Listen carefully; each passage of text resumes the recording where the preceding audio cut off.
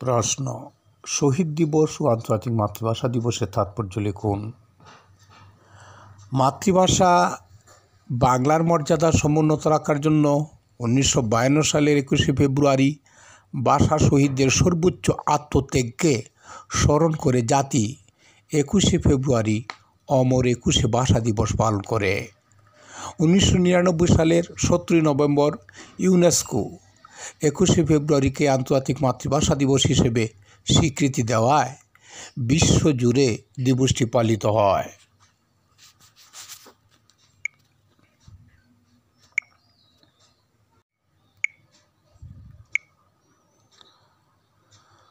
প্রশ্ন, শহীদ বুদ্ধিজীবী দিবসের তাৎপর্য লিখুন। উত্তর, 1971 সালের 14 ডিসেম্বর দখলদার পাকিস্তানি হানাদার বাহিনী ও তাদের দূষর আর রাজাকার আলবদর আল শামসরা বাংলার শ্রেষ্ঠ সন্তান বুদ্ধিজীবীদের হত্যা করে। বুদ্ধিজীবী হত্যার ঠিক 2 দিন পর 16 ডিসেম্বর জেনারেল নিয়াজি আত্মসমর্পণ করে এবং স্বাধীন দেশ হিসেবে বাংলাদেশের অভ্যুদয় ঘটে।